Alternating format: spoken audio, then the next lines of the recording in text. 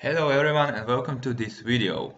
Today we are going to examine a game played by Srbis Jurica by Black in 2014. Srbis Jurica is one of the strongest players of the younger generation. He is a multiple Croatian champion in junior categories and also very strong, I think very talented. And some people say that even more was expected of him. I think it is rather surprising that he is not even an international master yet. Of course, only on paper, and I think not in playing strength because his strength is more than sufficient for an international master level. Okay, and today we are going to examine this game he played against Nemeth Miklos. Nemeth Miklos is a strong Hungarian international master, also somewhat older than Jurica, but still rather young. Okay, so let's look at the game. We will look at the game from the black perspective as Srbis played the black pieces. So the game started with an e4 opening, and after e5, knight f3, knight e6, Nemeth played knight c3, inviting the four knights game, and Srbis responded with knight f6, and we have the four knights game. There are actually more couple of moves available to white here. In the recent times, very popular was the d4, the so-called Scotch variation of the four knights game. And after the moves e takes d4, knight takes d4, bishop b4, knight takes c6, b takes c6, bishop d3, d5, c takes d5, castle short. Also castle shorts because taking pawn is also a possibility but rather risky. C takes d5, we have this tabia which was played in the recent times on the highest level several times, and I think the most often outcome is draw, and I think that's why top players don't play this as often as before, and that they have switched to the bishop b5 lines and some other openings in general. Okay, so Nemeth played bishop b5, that's the main line, and here there is this modern move bishop d6 that looks like a beginner move. The old main line is the so-called Rubinstein defense with knight d4. And I still remember, I have read somewhere in the book by Garry Kasparov, my great predecessors, that this is the reason White stopped playing this opening altogether, because this equalizes immediately. And as far as I'm up to date with the modern theory, this is still the case. I think that black still doesn't face difficulties in this variation, but the problem is that after knight takes d4, e takes d4, e5, d takes c3, e takes f6, and here queen takes f6 is the best, because if black takes on d2, that speeds up white's development, is dangerous. D takes c3, and here is what actually Ivan Sokolov wrote about this position is, and I quote him here: "This works like a cold shower on any fighting intentions that black might have." So yeah, if white wants, he can play very safe, and there are no chances for black to complicate the play and to play for a win in the Rubinstein variation.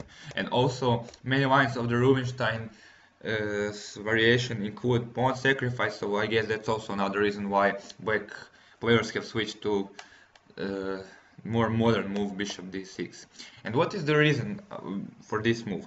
Well, most obviously it defends e5, and black's plan is to continue with castle short, rook e8, and then bishop either to c5 or to f8 according to the circumstances. And of course there is the additional plus that if white takes on c6, then black will recapture with the d pawn, d takes c6, and he will have a favorable variation, a favorable Ruy-Lopez exchange structure where his bishop stands good on d6. So yeah, and I think in recent times even Levon Aronian and other strong players have played this move on the highest level, so yeah, it's definitely a valid option. Okay, and Miklos played a3. The point of this move is to preserve the white squared bishop, because if he played something like d3, then after a6, bishop c4, b5, bishop b3, there is this move knight a5, and we see here that bishop cannot go to a2, and black will have the advantage of the bishop pair. Okay, so a3, black goes for his preferred setup with castles, rook e8, and bishop to f8 or to c5.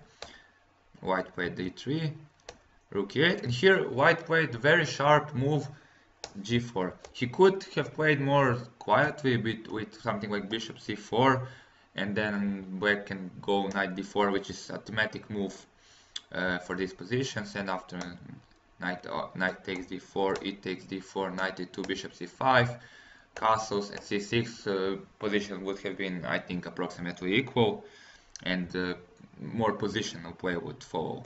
Okay, so g4, this is apparently still theoretical move, and of course very sharp one, and Srbis took this pawn.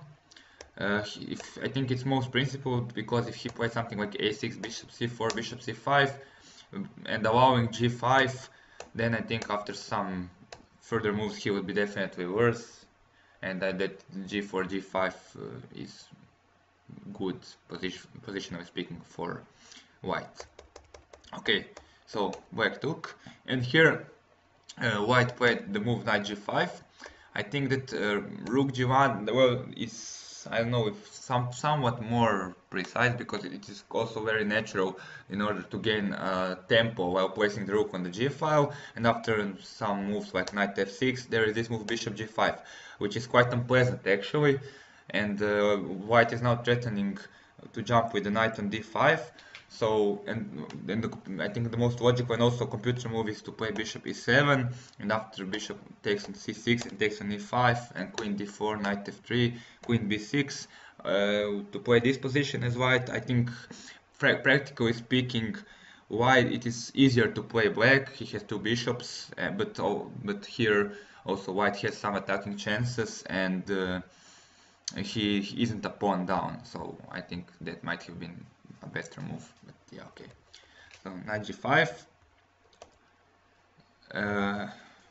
black played knight f6. It is also uncovering the attack on the knight, so black has to retreat the knight on f6, and after the move bishop c4, it is attacking the f7 pawn, so black is forced to play rook f8.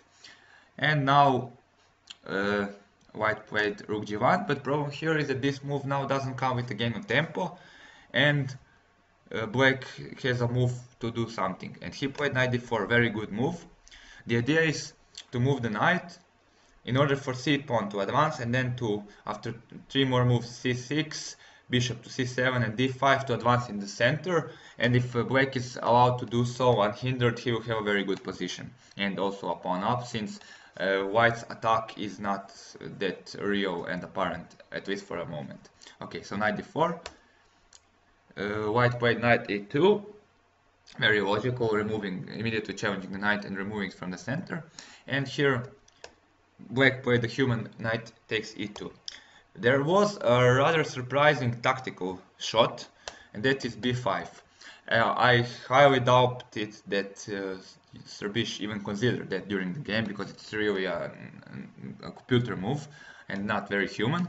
But what's the point of this move?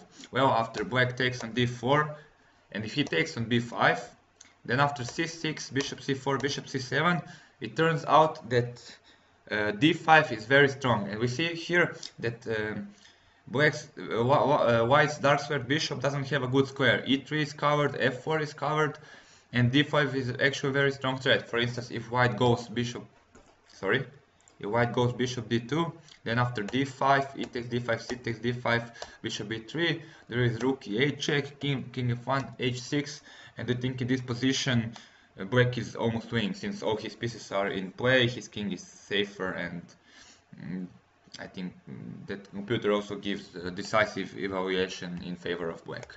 Okay, so yeah, black would probably have to retreat by bishop b3, and then black can go c5, and I think black is better here. Okay, but yeah, it's very hard to see that, and it's really a surprising resource. Okay, but knight takes e2, also not that bad, and white recaptured with the queen. And here black continued with his queen, and he played c6. But this is unfortunately unprecise move order, and it was very hard to tell why. And I did that only with comparison of the variations after a somewhat lengthy analysis. What is the point of the move bishop c5? where we will see in the game that after c6, white had the plan of transferring the queen via f3 to g2.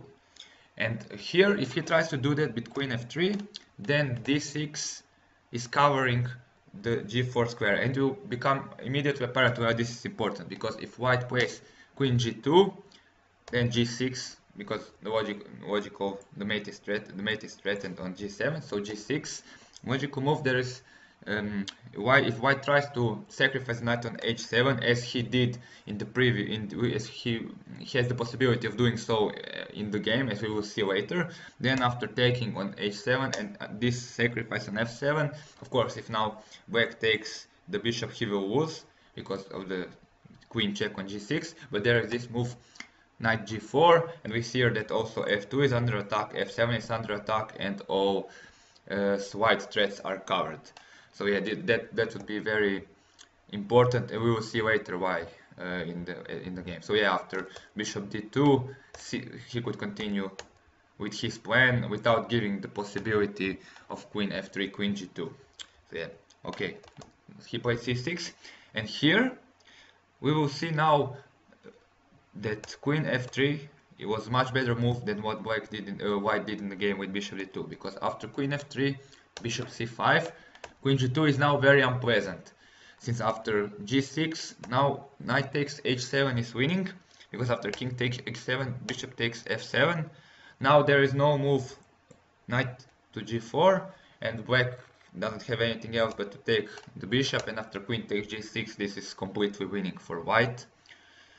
So yeah, black would probably have to do something like knight e8 instead of g6, but that is clearly unfavorable for him, since it disrupts his coordination, and it will be much harder to connect rooks, and yeah, it's obviously not the best move, but he's forced to play. So yeah, queen f3 was probably but it's very hard to see that in game, and it's also not very human to move the queen again and then again. Well, the whole queen side is underdeveloped. Okay, so white played bishop d2, and black continued with bishop c5, and now he can continue with his plan. And after castles long, d5, now black is really better, but he has a pawn, and he has a strong center, and this white square bishop is hindered. So yeah, I think black is now better in this position. White removed the bishop, and here I think black played imprecise move with queen e7, and it will become apparent only on the 19th move, I think, why this move is not the best. Because it is the main disadvantage is that now this bishop cannot go to f8 and to defend the black king, and particularly g7 square, and white will have some attacking chances in the course of the game. I think rook e8 was much more natural in order to defend the e5 pawn, and after something like takes on d5 and bishop c3 in order to try to attack here, then after queen b6, now f2 is threatened, then the queen stands much better here than it stands on e7. Yeah, okay. But we'll see. It's not very easy to see why this is a bad move actually. Okay, so here also white played rook g2. He could have also gone e takes d5, c takes d5, bishop c3, and now this e pawn is under attack, and I think the best black can do is to give it up, because if he tries to defend it with rook e8, then rook d to e1 attacking the pawn again, and bishop d6 trying to defend again, there is this very unpleasant move f4, very strong. And if black, for instance, takes this, then after queen f2, queen d8, rook takes, queen takes, bishop takes f6, g takes f6, black is actually getting mated after knight x6, king h8, and queen g2. There is no way he can prevent both g7 and g8 mates. So yeah, if black goes something like e4, then after queen g2, bishop takes f4 check, king b1, he lets him to take everything, and he's 2 pawns up, but white's threats are really decisive, and both his bishops are very well placed to attack the king, and I think white has very strong, if not decisive, attack here. So yeah, after Here after bishop c3 the best response is probably h6, and after knight f3 bishop g4, rook d1, e4, bishop takes f6, queen takes f6, rook takes g4, e takes f3. To play this position it is, I think, about equal endgame after queen takes e5, queen e5, queen takes e5, rook takes e5.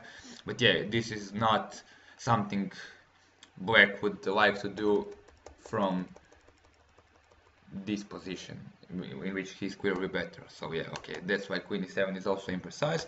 But white played rook g2, also very logic and consistent move, intending to double the rooks and to attack on g file. Okay, so a5, black tries to create an attack on his own, rook d g1, g7 is being threatened, and now we could see here that if black played rook e8, he would have the bishop f8 possibility here in order to cover the g7 square, but as it is, he has to play g6 because again, knight to e8 is very anesthetic, and also d5 pawn is hanging, and this would probably lose or put black in worse position.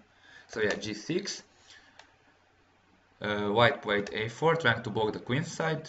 Black continued consistently with b5, and here this is the critical moment of the game. And here white missed his chance. He played e takes d5. Very strong, very consistent, and very logical move was h4. Trying to get in with h5 and open up the black king completely. And it is debatable what black can do here. For instance, if he plays some move like, I don't know, just for the record, this will be very lengthy analysis because there are many variations and many beautiful variations. For instance, if he tries to take on a4, then after bishop takes a4, bishop b7 for instance, or let's say rook b8, trying to create something along the b file, then after h5, this pawn is taboo, because if black takes on h5, white has this sacrifice, knight takes h7 again. This is a thematic sacrifice after knight g5, and after king takes rook h1, there is nothing black can do in order to prevent mate. Virtually nothing. Next move, there comes rook takes h5 or even queen takes h5, and this is decisive for white. Also, if black simply defends the pawn on c6, then also after h5 he is losing to the same variation.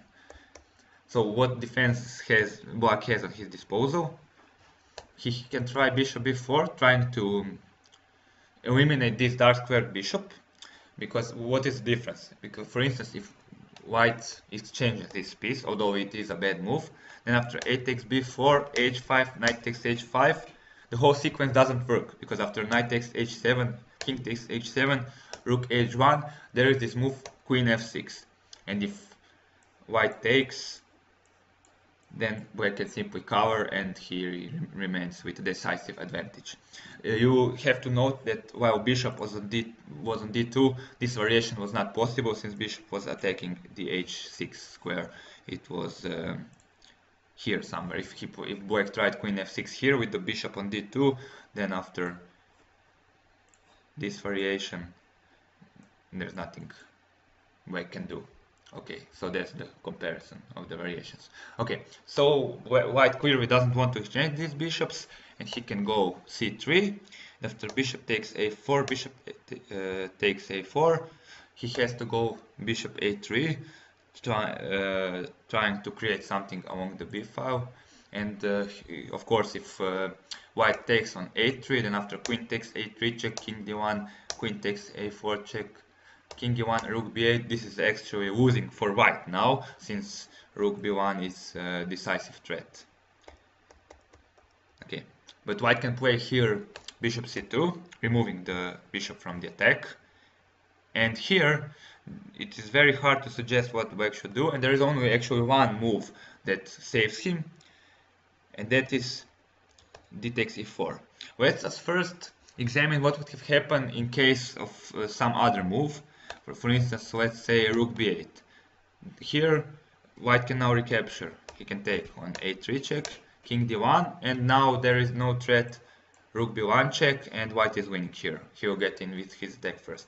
Also, since now white is actually threatening to take the bishop, if black removes this bishop, for instance bishop c5, then again h5 is winning. For instance, if king h8, knight takes h7 again, knight takes h7, h takes g6, f takes g6, and here white has a decisive attack. Okay, so what is the point of the move d takes e4? Well, the point is that either d file is opened or black can take by himself on d3. So, for instance, if white goes d takes e4, logical move, now rook b8 is actually very strong, because if white takes on a3, queen takes a3 check, king d1, queen a1 check, bishop c1, rook d1, d8 check, and now we see that d file is opened, and white doesn't have time to create his own attack, and after something like bishop d3, bishop a6, black is now completely winning, and his attack is first breaks through. So, and if black tries to leave this pawn and just continue with his attack with h5, with white tries to continue with his attack with h5, then after rook b8, now b2 is threatened. Takes on a3, queen takes a3 check, king d1. There is this intermezzo move, e takes d3, and after bishop takes d3, there is this brilliant tactic which with bishop a6, which is distracting the key piece and the key defender. This is the white square bishop, and actually black is again faster with his attack. It is hard to say what he should do, because if he takes this bishop, then rook b1 check, king c2, queen b3 check, king d3, he is probably getting mated, and this is a decisive attack for black. And if he tries just to ignore everything and play the sacrifice, then after rook b1 check, bishop b1, bishop takes e2 check, white loses his queen, and now black can recapture. But he still has to be careful how to recapture, because if he recaptures with the knight, then after h takes g6, knight f6, bishop f5, rook d8, g takes f7 check, king takes f7 check, rook g7, king f8, bishop h6. Well, he has some drawing chances here, I think due to the perpetual check, but this is clearly not the position he would like to reach. So he has to recapture with the king, and after the similar variations, king g7, bishop f5, he can play rook g8, preventing the check on g7, and black is winning here. Okay. So yeah, from this position, white is forced to take with a knight, and now we can see here that, I don't know, after bishop f5, okay, not maybe bishop f5, but I know, taking here, now there are no knight h7 tricks, and probably black can defend successfully after something like bishop c5. And after d takes e4, the game is dynamically balanced, I think. Okay, but now he took on d5, and that's, I think, decisive mistake of the game, because after black recaptures, now h4 and bishop f5 is protecting everything. This move wasn't possible with the pawn on e4, and now after h5 there are no tricks, and black can just continue his attack, and the knight g6 is also protected by the bishop, and that wasn't possible a moment before. Okay, so yeah, white tried rook e1, switching the plate in the center, and but Srbis continued logically. He took on a4 and rook b8, and intending to gang this a3 pawn, and I think white doesn't have anything better but to take here and to give, and now after bishop d4 to give up the exchange with bishop c3. But here black is, I think, already close to winning. So after bishop takes e5, bishop takes e5, and this is apparently double attack on the rook and also on the knight, but after rook b4 we see here that this bishop is under attack, and after bishop b3, rook g4, very strong and a great play. taking advantage of the fact that this rook on g2 is now unprotected, and obviously white cannot take the knight because then black takes this rook. And if white tries to take this rook, then after knight takes g4, this is a relatively easy technical task for black. He's winning here. Okay, so white tried rook g3, putting the rook on the protected square, and here Srbis played another excellent move. He played a4. He could have also played rook g3, h takes g3, knight g4, and after bishop c3 defend the bishop, the d5 pawn by bishop takes e6, bishop e6, and bishop e1. This is also winning for black, I think, but okay, but a4 is maybe even more stronger and more clear cut. a4. This is great calculation. White doesn't have any choice. He has to take with on a4, because if he takes on f6, then again taking on g3 and taking here, and this is a relatively easier technical task than it would have been a moment ago. So he took on a4, black took on a4, and he took on f6, and with this pair of rooks preserved, black's advantage is more telling, and white only has one pawn for an exchange, but black's rooks are quite active. There are open files, and this is winning for black.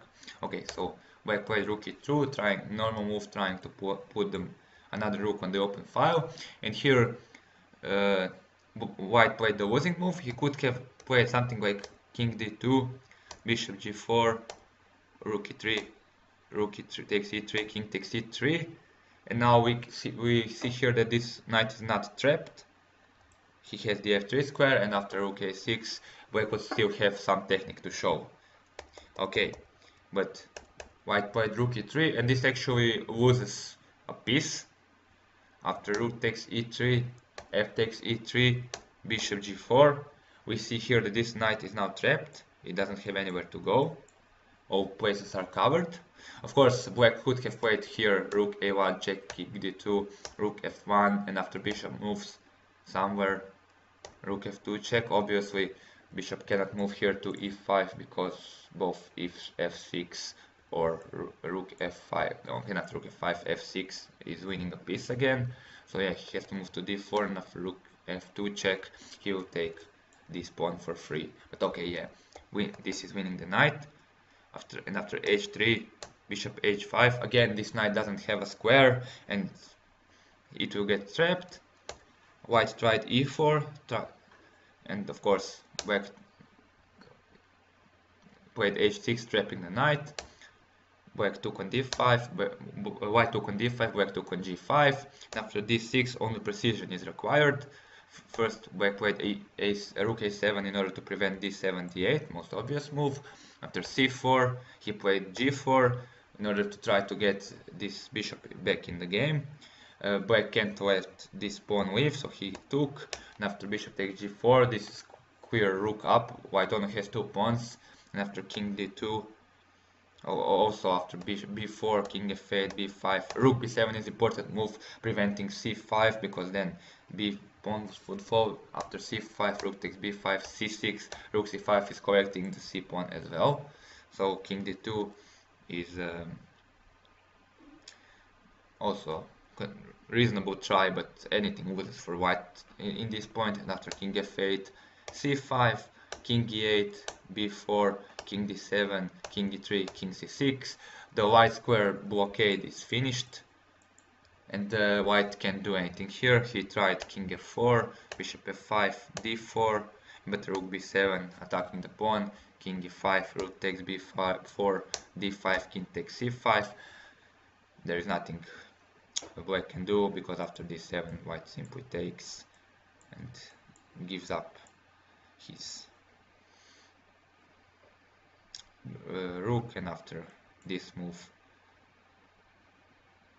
he can even play, I think, this, and this is completely winning for black. Okay, so yes, after king takes c5, white resigned. and that was, I think, very impressive win, very, very great win. I think White was winning basically after 20 moves here. Okay, maybe not winning, but much better after Rook B8. He's probably winning here. So how many of us can brag about the win against 2,500 player in mere 20 moves and in relatively quiet and solid opening as well? So yeah, you can see here the how talented Srbis actually is, and I don't want to be his mother, but I really hope that he will start working seriously again, and because many people in Croatia are feeling that he hasn't reached his full potential yet, and actually many were expecting him to be at least a grandmaster, if not a very strong one, about this age. Yeah, okay guys, so that's all for today, everything for this video. I hope you enjoyed it. It was, I hope, somewhat shorter than the others. And yeah, thank you for watching. See you in the future, and goodbye.